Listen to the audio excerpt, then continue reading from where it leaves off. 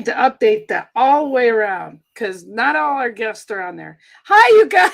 This is the Lynn and Scott show. I forgot we're already live. We're like here. You're doing business, all right?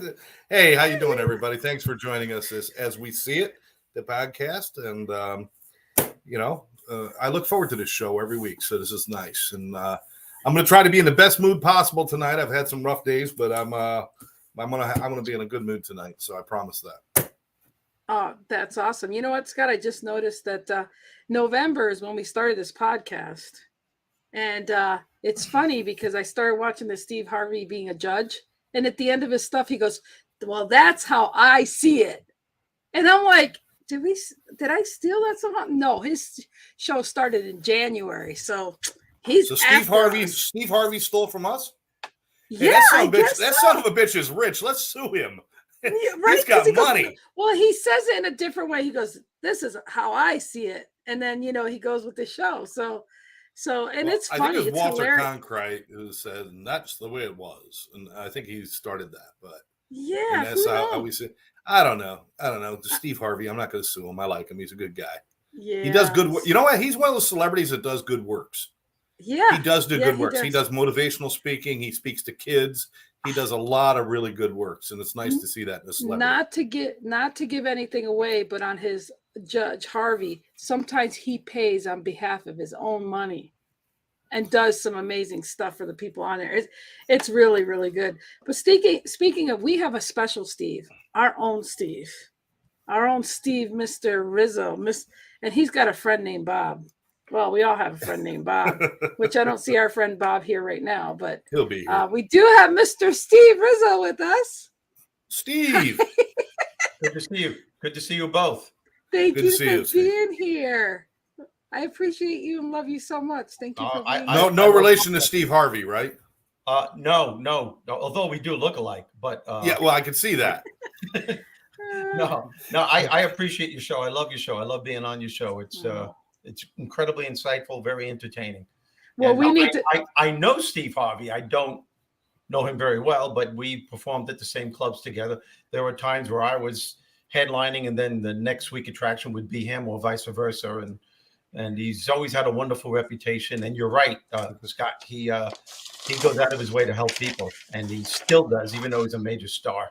Yeah. It's good to see that in the celebrities and stuff. And a lot of people get very selfish. And he's not one of those guys. No, he's not.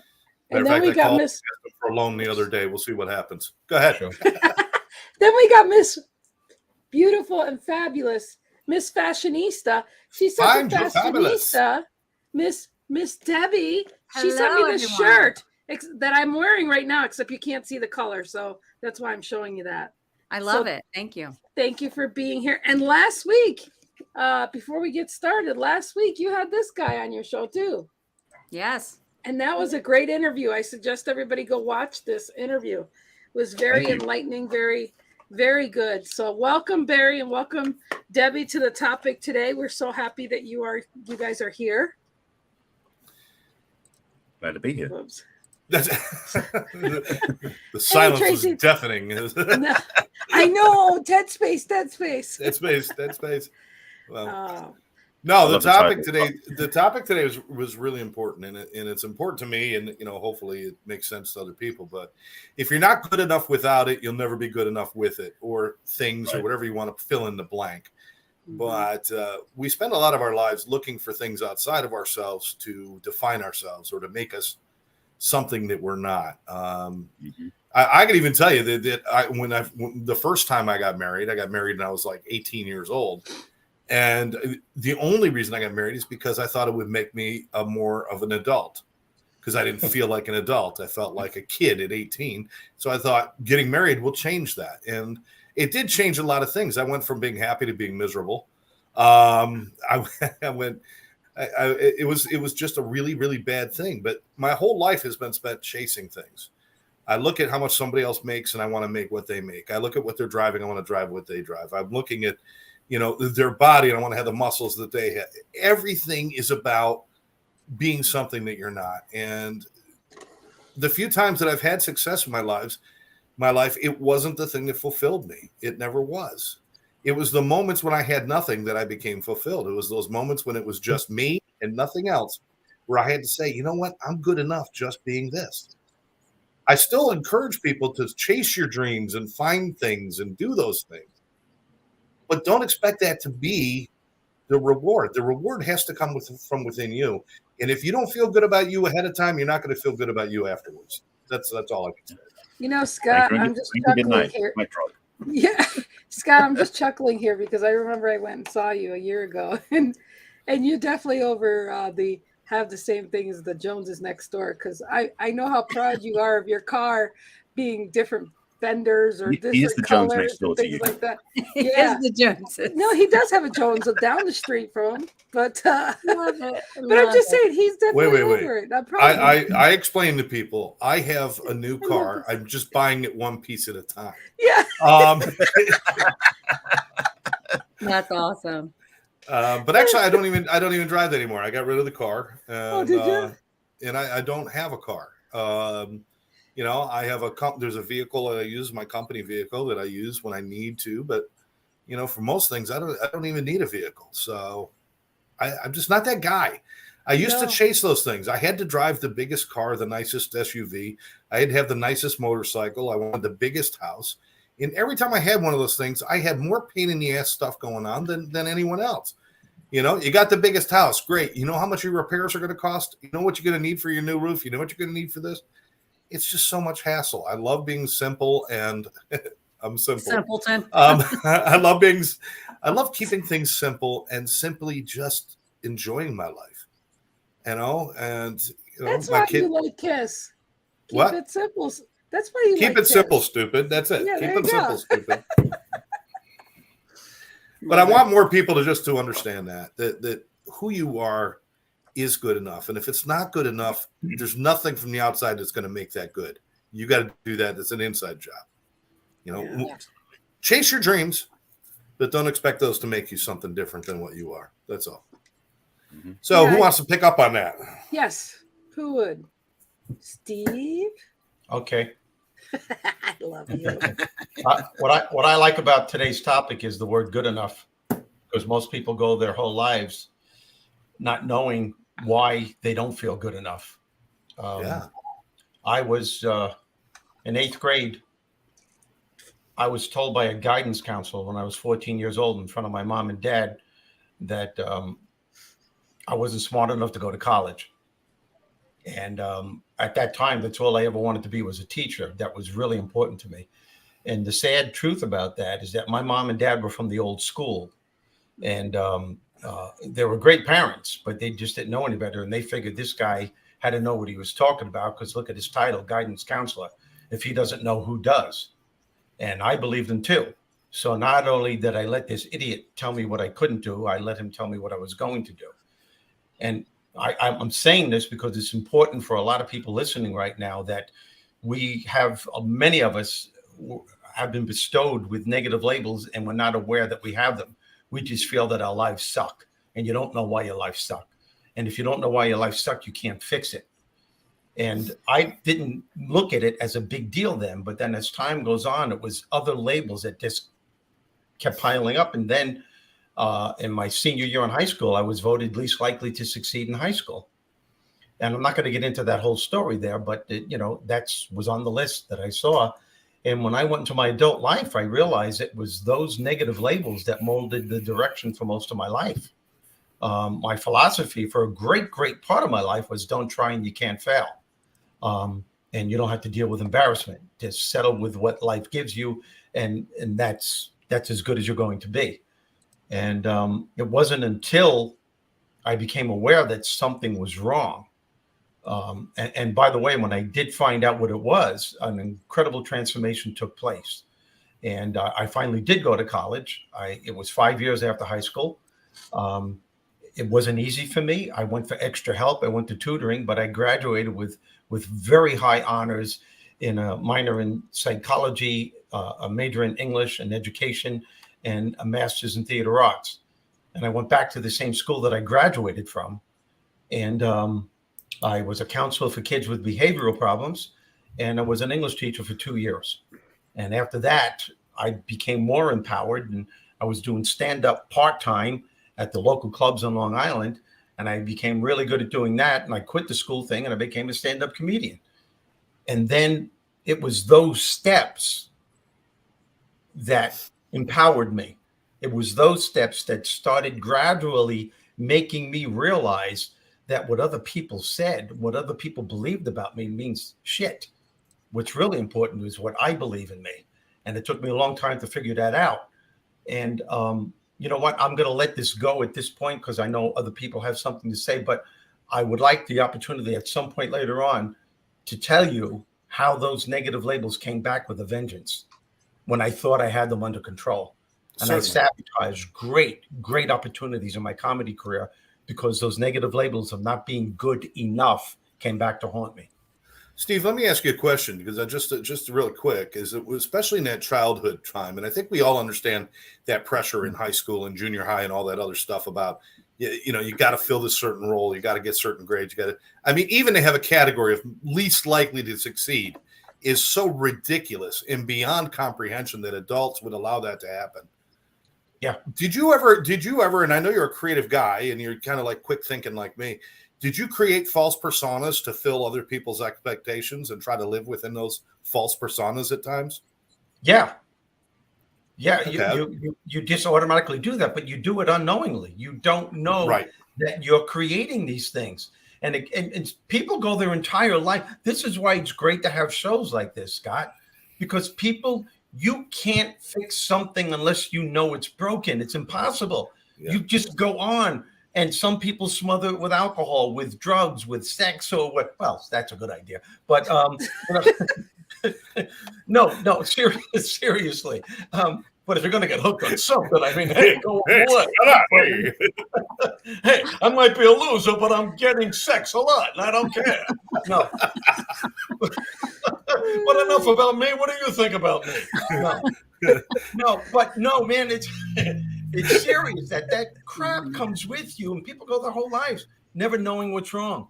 And that's why shows like this, who knows, we could be a spark that can ignite change in someone's life right now. But by saying, wow, maybe if I found out where this crap came from, I can do something about it and turn it around. There you go. Debbie, you are nodding your head like a bobblehead on my dashboard. Oh my gosh. You must be going along with everything he's saying here. Yeah, I am, because, you know, what he said that really resonated with me, he says a lot of things, but when he especially said that got me on the bobblehead thing is you don't even realize you're doing it, that you're falling in line with what you think everyone else expects you to be. Okay. Yeah. When he said that, it took me a lot of years to really realize that when I was a young kid and going all the way even through high school, that I allowed, you know, I'm a jokester. I love to have fun. I would always put myself down to try to help someone else feel better. Now I know putting yourself down, they start to believe that's the level you're at.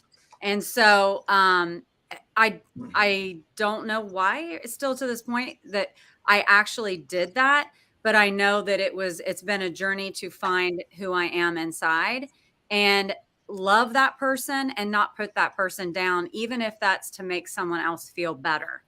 So yeah, that really hit me, Steve. It really did, for sure. So did you have those moments where you like look in a mirror and say, what the hell am I doing? This isn't me. Or I don't even know who I am. Yeah, well, I never really, I mean, I still had like integrity and morals and things like that. So I wouldn't really go that far to do something that would put my integrity at risk, but I did things that put my persona, my spirit, I broke my spirit by saying negative things about myself. I mean, all of you guys know, we talk about this all the time. You are what your thoughts and what you say, the words we speak are what we end up believing we are.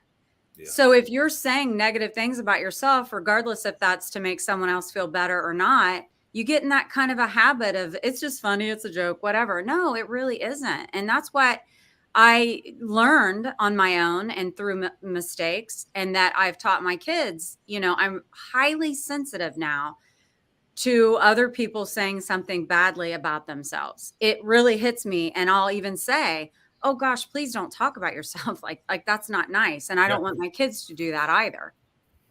Well, you said the key phrase there. When your spirit is broken, you're broken. Mm-hmm. And there's no bouncing back until you heal that. That is the first part of yourself that has to be healed. And you can't heal it unless you admit that something is wrong, whether it was because of you. It's not just your self curse talk that molds your life. It's what you ingest from other people that you believe. Right. I believed I was not smart enough to go to college. And college was very difficult, but man, I did it. And all of a sudden, gradually, it's a long process. That step-by-step process, just you start healing. And then you say, wow, I can do this. Oh, wow, I did great. And all of a sudden, the college professor says, this is a great paper. And somebody else says something great. And before you know it, you go, wow, I'm not a loser. And then you become empowered. But beware, because those beliefs, that big mouth inside your head, some people call it the ego, some people call it the devil, which may be a little melodramatic, but if you do listen to it, there will be hell to pay. Will always be there. You can't get rid of toxic beliefs. You can only push them in the canyons of your mind. And all it takes is one negative thought to have them come up to the forefront again and start controlling your life all over. Right. Yeah, and I think noticing the value of the person that's saying those things. I went through that when I was 12 years old in sixth grade. Teacher, I was very shy, introvert, didn't want to talk or come up front, and got pulled in the front the class all the time, me and two other people, and it was the most humiliating thing, and telling us how we weren't going to be anything and blah blah blah, and and things like that. But and then the following year, moving to a new school year, I literally changed my name. I wasn't going to take shit from no teachers. I ended up getting in a fight because somebody's like, speak up for yourself. This girl tripped me in math class, and I was angry, and I said, someday somebody's going to beat your ass and I'm going to be there to watch. And so then she comes to me and she goes, oh, you're a big talker now. You never talk. And so she wanted to fight the next class. And so I had to. I did what I had to do to defend myself. My parents said this: if you ever get in a fight in school, you don't ever start it. You don't ever throw that first punch. But if they throw that punch, I hope you win. you go full windmill. Yep. That's what we all do. We all think we're Bruce Lee until we're in the middle of it. Next thing you know, we're swinging our arms like Shirley Temple, trying to get away, Yeah, and then when you're younger, That's funny. That's a great analogy. Bruce Lee to Shirley Temple. Yeah. So, oh Lordy. But it is really hard because you get used to hearing different things over and over about yourself, and you get so hardened by it is what it is, where you just get hard and you say, I hear it, so it's like in the Pitch Perfect movie, Fat Amy called herself fat, and she goes, you want to know why? Because I know you think I'm fat, so I might as well get that out of the way. And I kind of resonate with that. It's like, okay, I know I got a big booty. Let's get that over and done with and move on, But Lynn, it's those little things that compound your thought process. Mm-hmm. How many times have I heard from adults, what is wrong with you? You should know this. What is wrong with you? And, it's that stuff. Triggers. You don't even realize that you're going through that day thinking, what is wrong with me? Yeah. Yeah. Right. But before you know it, man, you have this belief system that is so demoralizing. And I'm blessed because when I was little, I broke both legs twice and had different things happen. And I was a klutzy kid, but that's one label. What's wrong with you? I know, right? But that is one label that was one bad week. Both legs twice. One bad week. And so instead I got into theater and I tell everybody else, break a leg. Oh, there we go. But seriously. Seriously, Lynn, break a leg. That's right.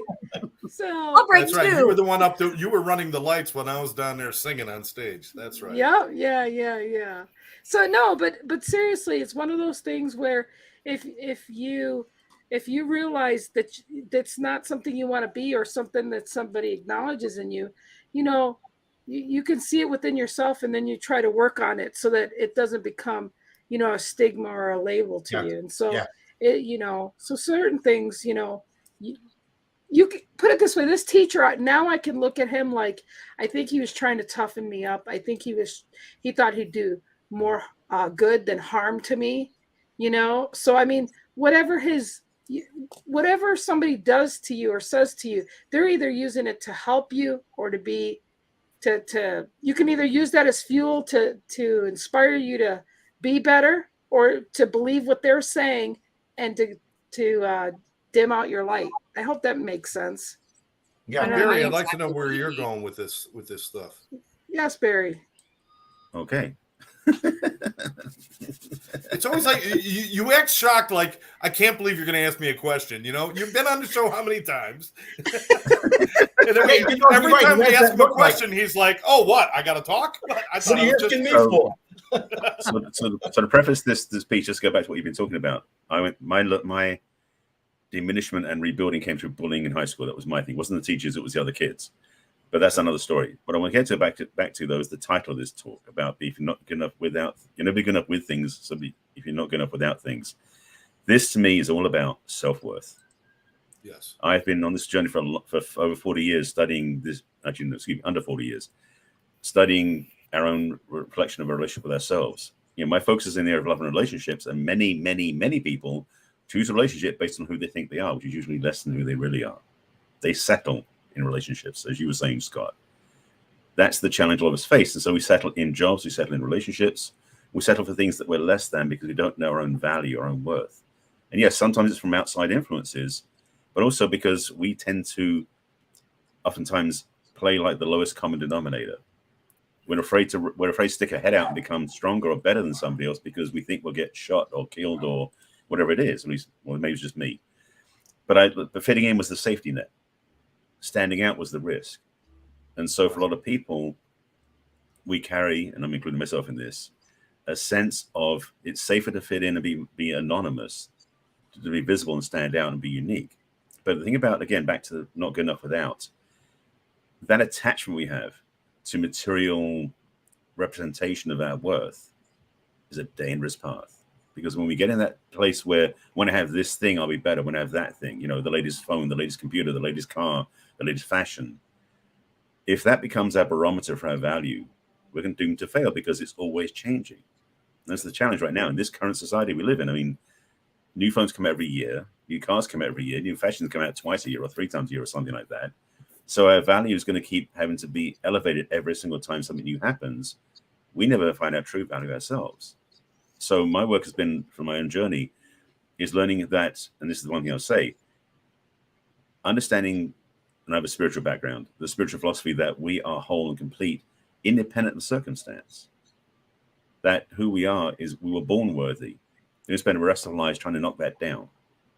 So the fact is, if we stop trying to fight ourselves, we'd already know we're worthy. But the thing is, we are not reflected, unless you live in a very unusual family, that's the truth of ourselves, because we know we're worthy when we're born, but then we forget because everybody around us doesn't believe it. So for a lot of us now, as adults, we've got to find people, a peer group or support systems or coaches or whatever it is that validates who we already are. Because it's not about finding our worth or finding our good enough or finding our value. It's about remembering who we are. That's the real work. Yeah. You know, it's Wow. funny that you say that, you know, with and without. I always thought that movie and the book, Rich Man, Poor Man, was about my story, because I want most of my life not having anything at all, any money at all. And then I made it and then I lost it. Then I made it and then I lost it. And then I had a beautiful house and I was married and everything was great. And then I gave everything to my wife. But I can honestly say that people would label those times when I was without as low times. Those were the times that I found my self-worth. Yeah. When I didn't, you get what I'm saying, Barry? Yes. It's that alone time, that reflection that empowered me to keep going and not even keep going to excel, but to stay there for a while. I had the balls to stay there and find out another part who Steven Francis Rizzo really was. Can I be happy with minimal amounts? And is you're still alive. This might sound strange, but I got to tell you, some of the happiest times was when I had very little at all. Yeah. Very, very little at all. And that is empowerment. And because of that belief, I was able to make it back to make more money whenever I wanted, because I felt I was good enough, smart enough, and worthy enough. Does that make sense? Yeah, Absolutely. Let me springboard back on that for a second. Yeah. The thing is, and it's funny, and reality is that, as I said before, we're born worthy. We already are worthy. It's almost like when everything's stripped away, it's easier to find it, to remember. Yes, that's what I'm saying. Exactly. Right. So the thing is, it's like for most people, I would say, if you could survey all the wealthiest people on the planet, they're the ones with the lowest self-worth, because they're validating themselves by accumulating, by crashing, by bringing stuff in. Yep. And that's what it's harder to be, frankly, I mean, I love the challenge of being filthy rich and learning to find my self-worth, because self-worth is independent of that. So can you be worthy, or should I say, can you remember your worth whilst you have a massive abundance? And that is why some of the wealthiest people that keep investing money into giving it away is they realize that that's not what's making them happy. Right. I mean, they would rather give it away and make other people that think. But that's not to prove anything. It's because they know who they are. Exactly. Yeah. Exactly. It's like, guys, it's like getting into an airport when it's really crowded and trying to get to your plane, and everyone around you is rushing, and you find the person rushing next to you actually accelerates you a little bit, and everybody's kind of in this race, and you pick up the pace, and you're trying to move, and you get on that walkway that's supposed to walk for you, but that's not good enough. I got to walk while I'm on the walkway because I've got to get there faster than the person next to me. But then if you land at your airport at 2 a.m. and there's nobody else around, and you're walking at your own pace. You're walking with your own comfort. You're not compared to everything else around you. So when you strip away all of that outward noise and you're just down to you, that's when you have those moments of, I don't have to, you know what? When I get on that walkway and it's moving you, the people mover things, if I'm alone and there's nobody around, I basically want to lay down. I just want to enjoy the ride. I don't need to walk. I don't need to run. But if there's other people, I feel like I got to stay caught up or else I'm not good enough. So it is stripping all that away. Strip away all of that noise and all of those. And that's the key phrase. Enjoy the ride. Enjoy the process. Yeah. Most people put their happiness on hold. When I started doing stand-up comedy, the people I started out with, many of them, a great majority of them, major stars today. But they all, too many of them made mistakes. They started out having so much fun that they had the opportunity to be on stage to make people laugh. That was their primary goal. Then all of a sudden, comedy became a business. Then all of a sudden, they all created gradually this mindset. Wait a minute. I'll be happy when I start headlining. I don't want to be an opening act anymore. And then they were headlining. I'll be happy when I get an HBO special. I'll be happy when I get a sitcom. The whole time they were ignoring the journey towards the goal. They put their happiness on hold. And to this day, I know many of them. Some of them I wrote in my books. They're miserable because they weren't even aware that they were putting their happiness on hold. They can't even hear the laughter. They can't even hear the laughter anymore. They're so concerned about the ticket sales, they don't even hear the laughter. And the laughter used to be what lit you up. Yep. You want to know why? It's because they weren't present when they should have been enjoying the moment then, not knowing that's the point. Yeah. And so I even tell people that I coach people. I don't talk about it, but I mean, in relationships and stuff. And I tell them, I say, hey, enjoy right now what you're going through, because everything and anything doesn't last anyhow. Enjoy, embrace, and take what you enjoy from that. It's an experience. Stay in that experience. Why are you looking for fault or when this is going to end? Everything ends, but be in that moment. So, Lynn, let's speak that thing about relationship for a second, because again, that's them I feel too. Yeah. So many people think that Scott said about getting married when he's very young to find himself to be a man. So many people look at relationship as being what makes you okay, and when you're single, there's something wrong with you. Yeah. It's part of my work, and I had to learn myself because I've been single for 16 years. Is how can you find your own value as yourself without a partner? Because frankly, for most people, they say, well, when I get married, then I'll feel okay. And of course, when they get divorced, they don't feel okay anymore.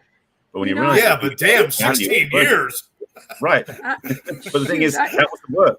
Was to navigate is learning how to value myself and love and appreciate who I am, independent of somebody else being in my life to validate me for me.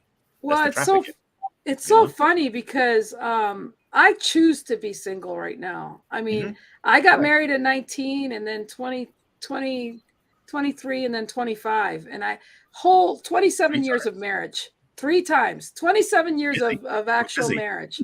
Yeah, yeah. And I was literally legally married 27 years because when one ended within the year, I was married again.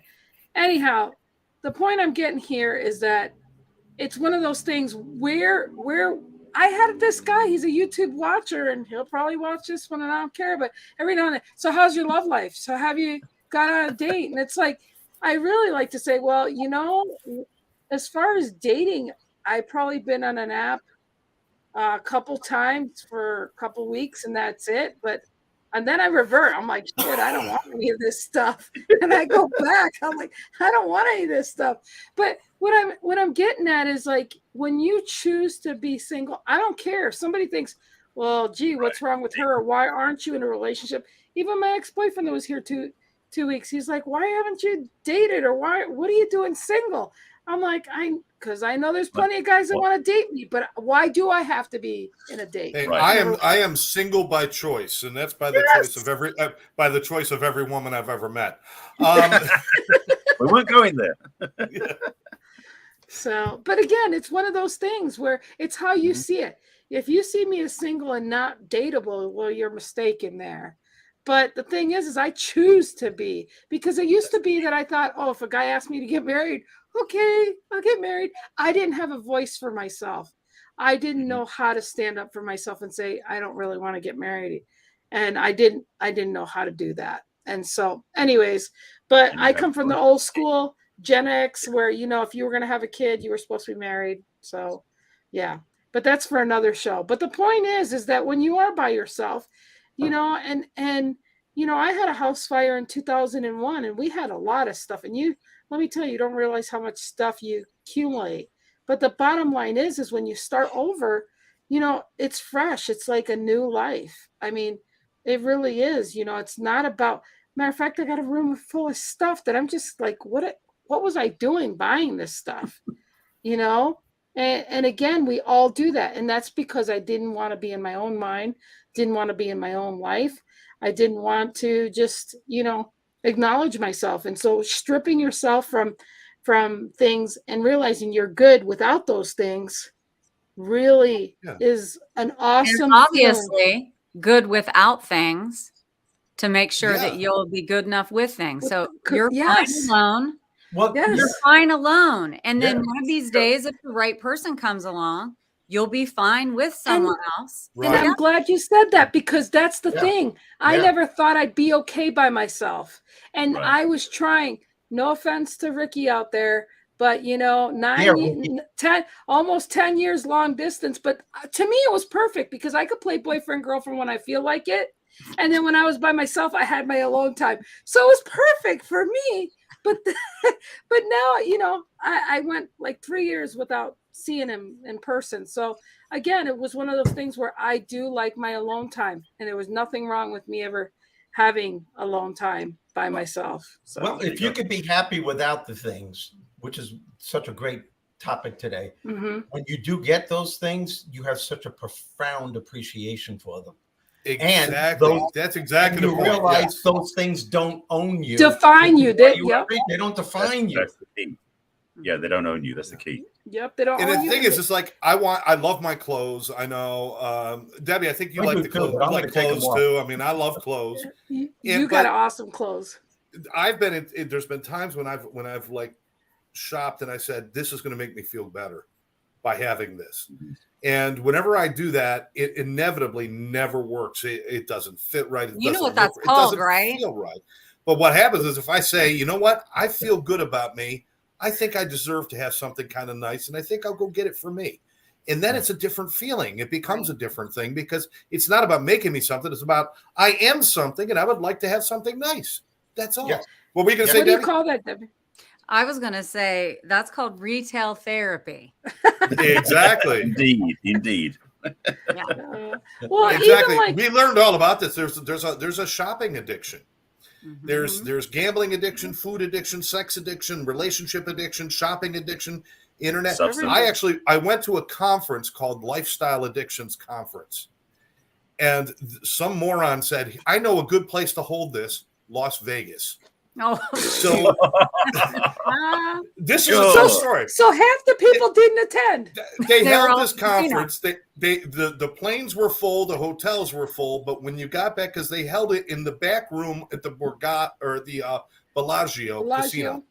So let me see. So to leave there, I got to go by 100 restaurants. I've got to go by hookers on the streets and strippers clubs, and I got to go by gambling, and I got to go by all of these other things and drug dealers. So And not by the be time you get to offensive. the back room, you know what's There's supposed two to be a people. conference of 3,000 people is now down to about 40 people. It's like Yeah. Survivor. You were just describing Yeah. that 20 years ago. That was a game of Survivor you didn't know you're in. That's funny. That's No, awesome. it's a true crazy, story. yeah. True story. But no, I think another part of it, and I think this is all brilliant, and it really is, and it's really about, I think Barry, you put it really well when you said it's just about uncovering our worth, because we have an innate worth when we're born, and then we constantly keep adding to the pile on top of that worth to saying, well, you're not really there unless you have this, you're not there. It's like, and when you strip all that away, you find out who you are. And also, I think we need to become much more reliant upon how we feel about ourselves and not so as reliant about how others feel about us. Oh, I think big. that's also a big determiner in our self-worth is if they smile at me, then I can feel good about me. If they don't smile at me, I will feel bad about me. Yeah. Listen, Especially family. This reminds me when I went and did this book right here, because I wanted to prove it to myself that I said I'd write a book. And when I decided to write the book, and I'm not knocking anybody that writes books and has editors, not saying nothing like that, or somebody draw their book cover or whatever, because we don't have those talents. I'm not knocking any of that. But the point is I'm creative. I know how to put things together. And if I don't, I learn real quick. But I went ahead and self-published, and yet I didn't have an editor because she wasn't available to whatever. And I was like finding all these excuses and saying, just post it out there. Just get it done. And I found so many reasons why not to, but I also knew that I'm capable of doing it, and to see how, I could do. So I was like, wow, I did those things. So again, the next time, I probably have an editor make it, all spiffy, whatever, and whatever. But the point is that I could have used different excuses and stripped everything to say, look, there's just certain things that are of you that you just wanted to put out there that always have bothered you, and you can just let them be in a book. And so that made me feel good enough to say, you know what, these things don't define me anymore in my past. And so that's why I did that to this point. Now, the rest, the other 30 somewhat years of my life, 35 years of my life that I'm going to write, it's more in depth and things like that. But I say all that to say this is that I know what it felt emotionally to do that was very draining, and to write a memoir. And that's not an easy thing to do. But again, I just knew I had to do it, get out of my comfort zone. And then I realized those things in that book don't define me now, like I thought they did until I wrote them. Well, listen, I'm going to write a book as soon as I can convince my other personalities to sign the release form. Yeah. There you go. No, just Scott, give them a chapter each.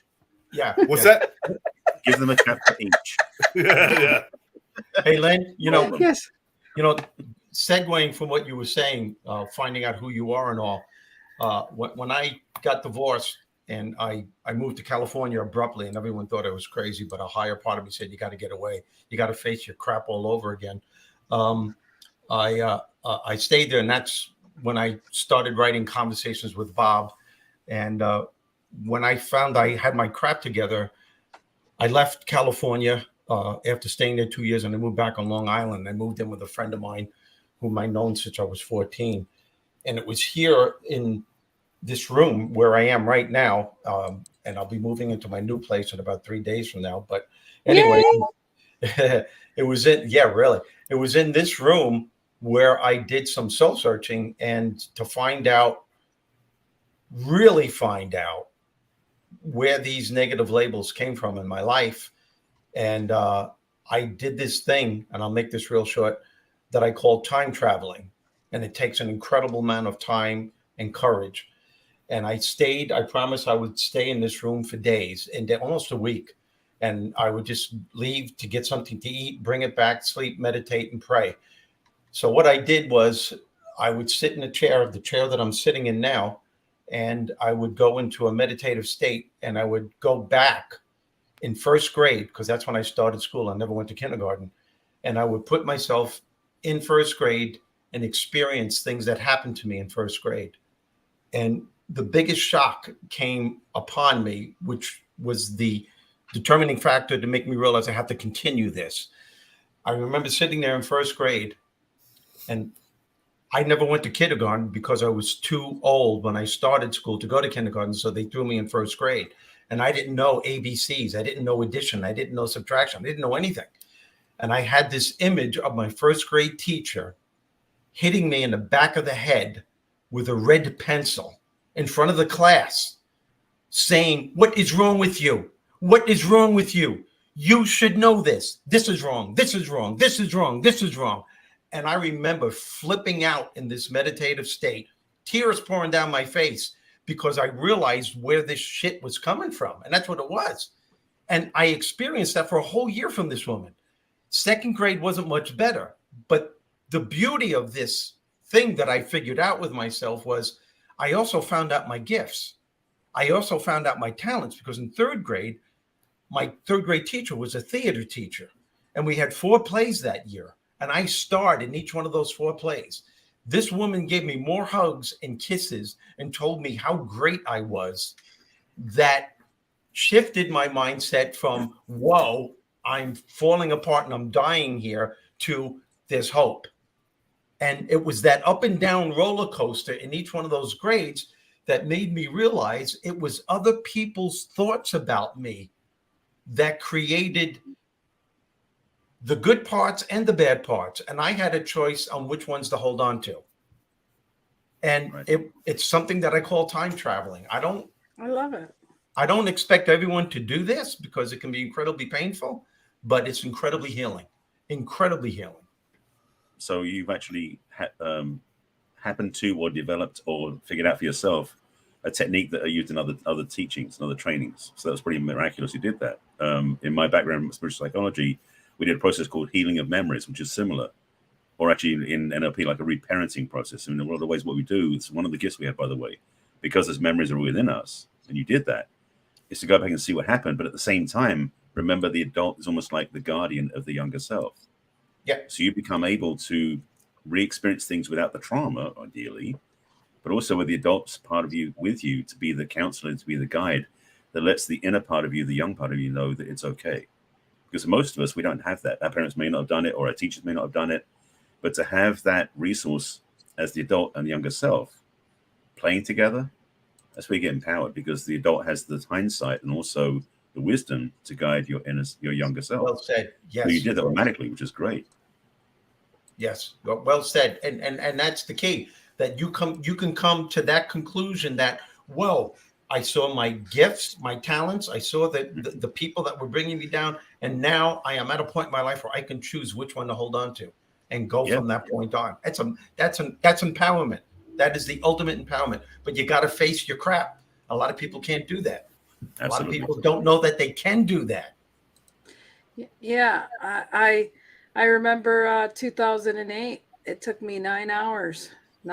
Almost 9 hours to decide to get order of protection. And I was at the courthouse for 9 hours. And I saw my whole life. And I had to do the hardest thing, because he still lived in my house. And I was scared. Mm-hmm. Loaded guns, the whole 9 yards. But I knew I had to take a chance, because I didn't want to know what... I mean, being threatened every day and having loaded guns in the house, I just got tired of living that way too. But, after the third marriage, I was like, damn, I was tired. I was tired. But again, you realize who you are when you have only you to talk to. And that's a real important thing, to realize, who are you? You don't need things. You're not defined by things. Only you define who you are. And Wayne Dyer always said it best. It's like, don't go by labels, stop putting labels on everything.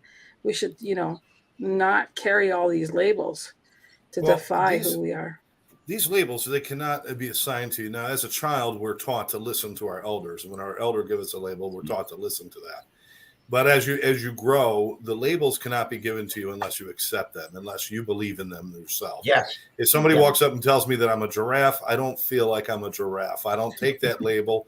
I don't have any belief in what they're saying. But if they tell me I'm a loser, or I'm ugly, or I'm stupid, I'll take that label on, because somewhere in the back of my mind, I'm believing them and I'm putting that label on myself. You got to have faith in yourself. You got to believe in yourself. You got to know who you are.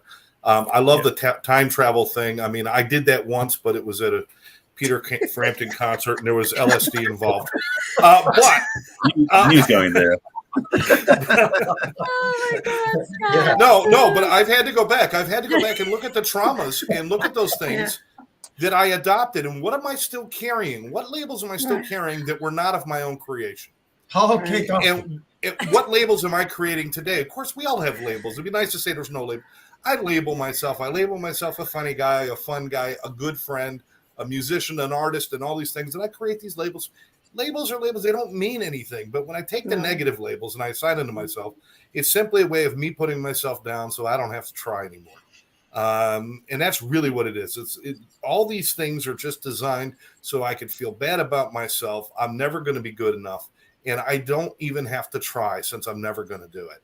I used to steal from people. I used to steal a lot. I used to enjoy stealing. But I stole from people because I never believed I'd ever be able to earn anything on my own. I'd never be anything on my own. The only way I'm going to get anything is by taking it from you. I don't have that belief anymore. I believe that if I want something, if I work for it, I'll go get it, or I'll try it. But these labels and all these things that we put on ourselves about determining how we feel by how others act towards us, determining how we feel by the labels we put on ourselves. It's you got to strip that stuff away, get down to the brass tacks and say, if I want a better life, the only thing holding me back from that is me. Yep. I will spend more time in my day and more time in my life arguing for my limitations than I do for my possibilities. Oh, I can't do that. Oh, I'm not good enough for that. I'm not smart enough for that. I hardly ever argue for my possibilities, and most people don't, because we're not trained to do that. We're trained to see our limitations. We're not trained to see our possibilities. That's the individual journey. And the people who succeed in life, I'm not talking about money succeed. Right. It can be money. I'm sure I want people to make money. It's great. But the people who truly succeed in life by finding peace and tranquility and love are the people who figure out that I'm exactly who I'm supposed to be, and there's nothing that defines me but me. That's it. Exactly. That's so well said. Amen. Woohoo! We just had church. But you know what? That's right. And all of that from one LSD experience. Let me tell you right now. There you go. People need to understand, though, that you can all go on this journey to better yourself, but you will never, ever, ever be able to get rid of your toxic labels. As I said earlier, they will always be there. They're recessed in the canyons of your mind. However, you can keep them at bay your whole entire life. And all it takes, and you got to understand this, is one negative thought. Some people call it negative self-talk. I call it self-curse talk, because you're casting a spell on your life. And that's let me approach it. Steve, let me approach it from another direction. That those labels, when you create new labels and you see yourself in a new light, those things are gone. But what we will do is we will rewrite them for our own comfort. The reason we go back to those old labels is because it was comfortable being a loser, not having to do anything. So I'm going to argue that they're not sitting there. There's actually blank labels just waiting for us to write on them. And if we get uncomfortable enough, we'll start writing those bad things all over again.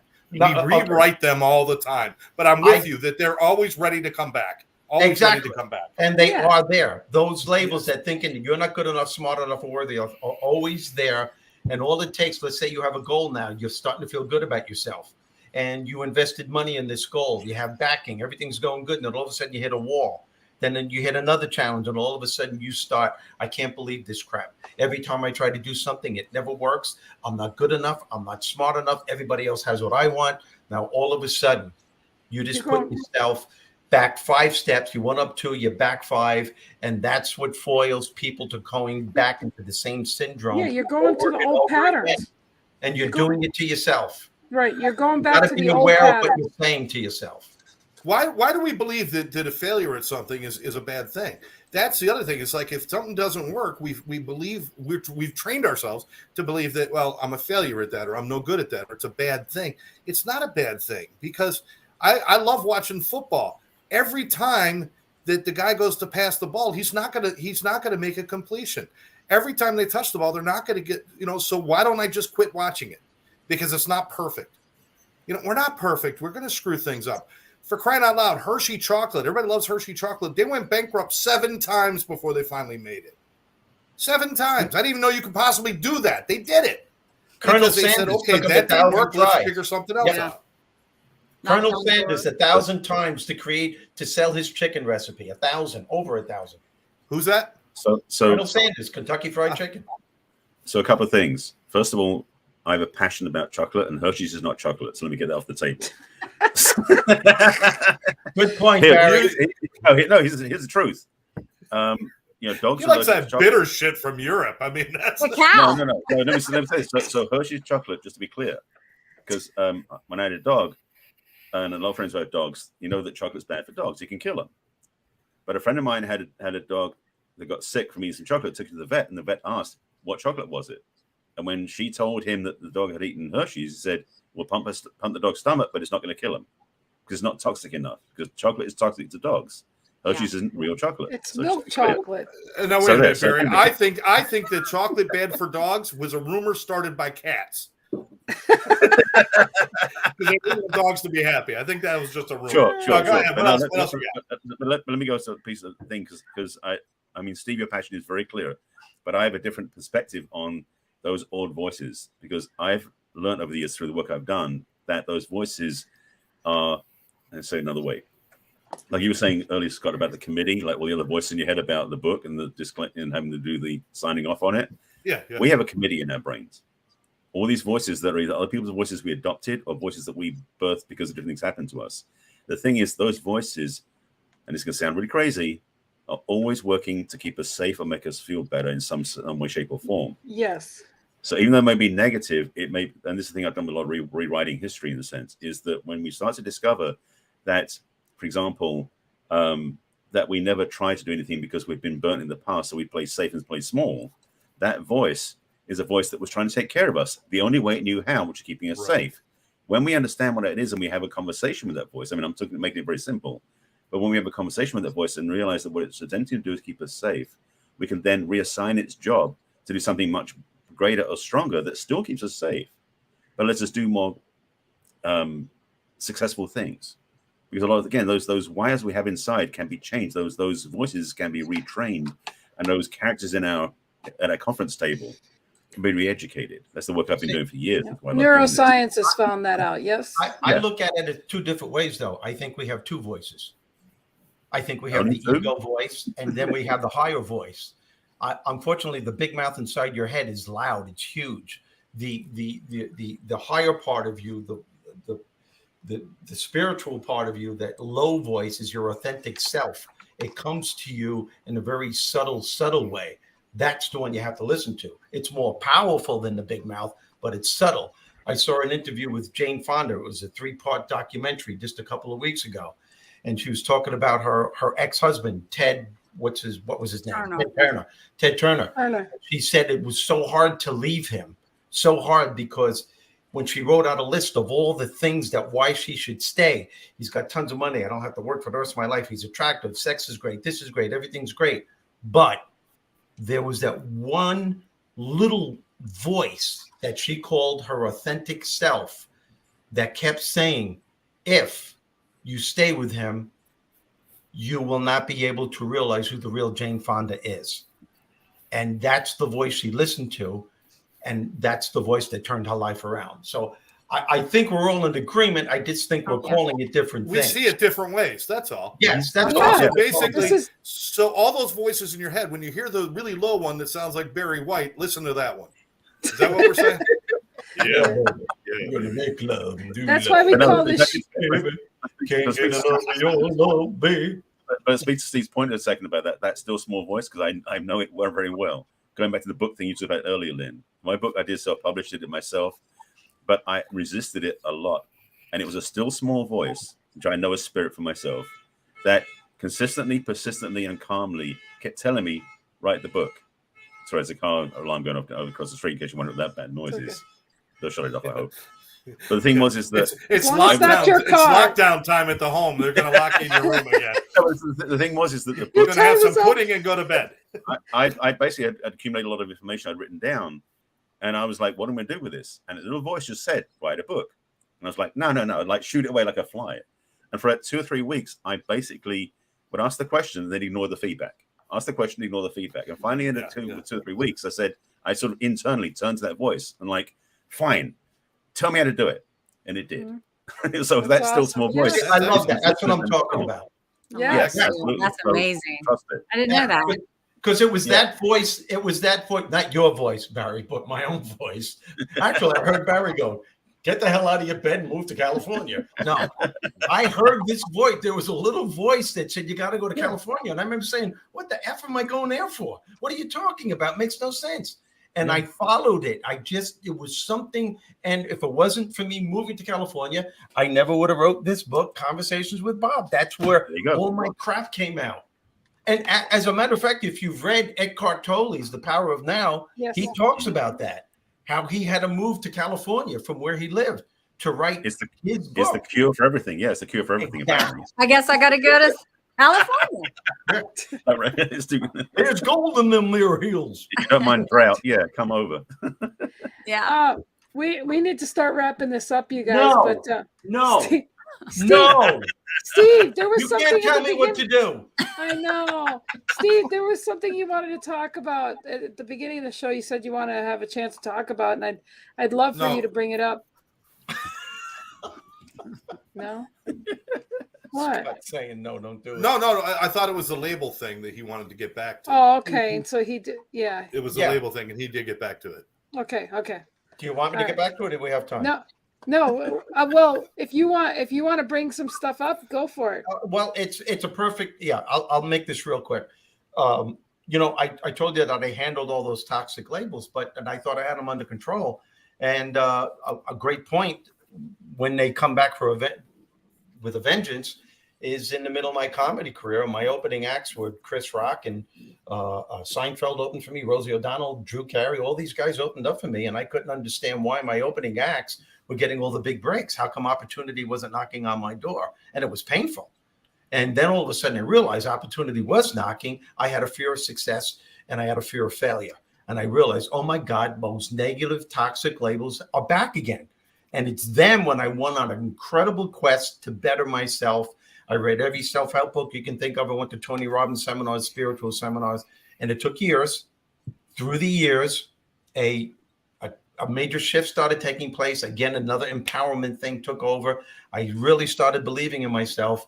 And all of a sudden, the entertainment industry was very interested in me. As the law of attraction works, something weird happened. Because of my quest to better myself, I was no longer interested in entertainment. I wanted to become a motivational speaker. And all the tools that I use to turn my life around are the very strategies that I use when I speak to people and what I'm saying right now. So it's funny how life works. When you listen to that little voice that is so effing powerful, your life will work all the time. You just have to figure out and distinguish which voice is controlling you now. You know what the... Go ahead. Absolutely. No, I'm sorry. Go ahead. No, I'm finished. I'm finished. I was going to say, you know what that reminds me of? The Wizard of Oz. When she My said, favorite movie. You had the power all along. There you go. Those munchkins freak me out. Come on, munchkins freak me out. I can't. The munchkins. Oh, God. Follow your big road. Follow your big road. No.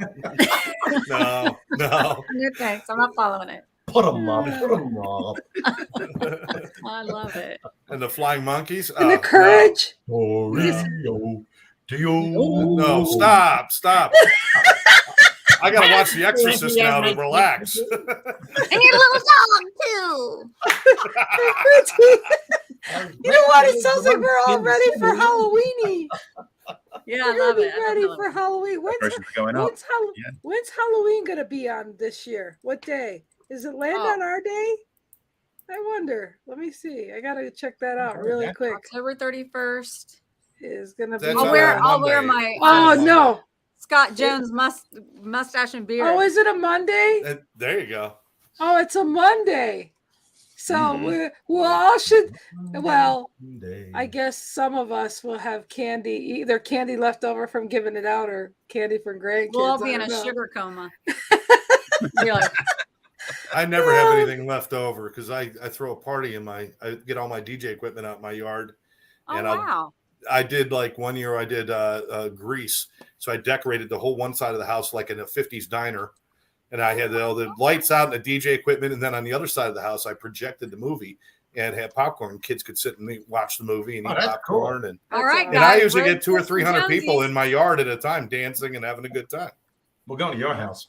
We're going to Jonesy's for Halloween. What's it going to be this year? I got to get my outfit ready. No, this year it's going to be Jurassic Park. So I'm going to have I get to be blow a up dinosaur. dinosaurs all over the place. Well, you guys, we okay, you guys, all our natural talents are coming out now.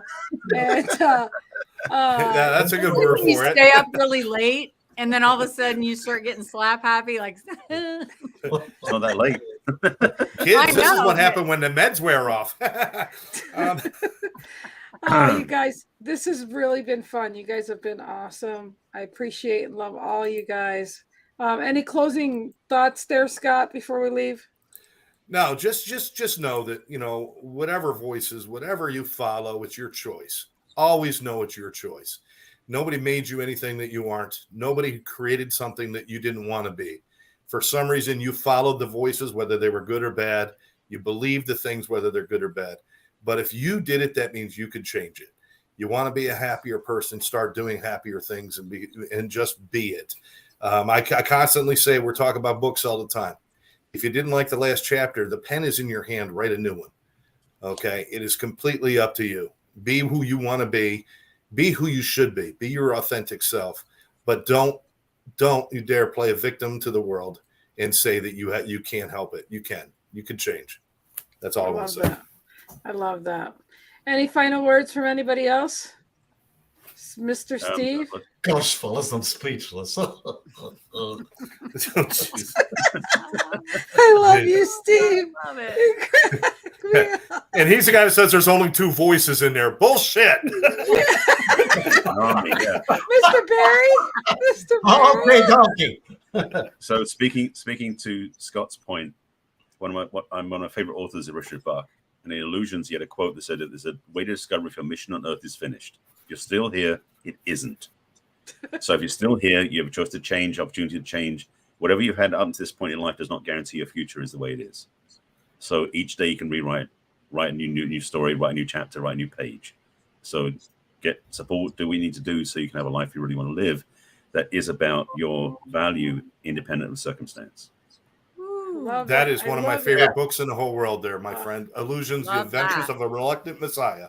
Richard Bach. Absolutely. Fantastic. I love that. Oh, hey. Hey. All I want to say is I've learned a lot from all of you, and I love the fact that there are everything kind of lines up, but there are different perspectives, which is what this show's all about. So I learn a lot, and I know that it's a self-love journey in order to be able to strip of everything you have tangible, that have the heart, have the soul, have the spirit, so that as things do come into your life, you can fully appreciate them and live the life that you're meant to live by knowing who you are, who you've always been, but finding it. I love it, Miss Find It. She found a way to label her show. That's awesome. Great. Nicely done. Nicely done. Beautiful segue. Hey. Finding it 8:00 on Wednesday nights. Just saying. And I know, Yeah, Deb, I know you said we all have different perspectives, and it's really cool. But honestly, which one of us was right, please?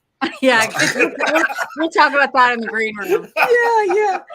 Okay, you guys. There's many ways, but there's one destination. There we go. Yeah. There you go. Yeah. There we go. Well, I just God bless you guys. I'm really, really happy that we all get together and share as we all see it.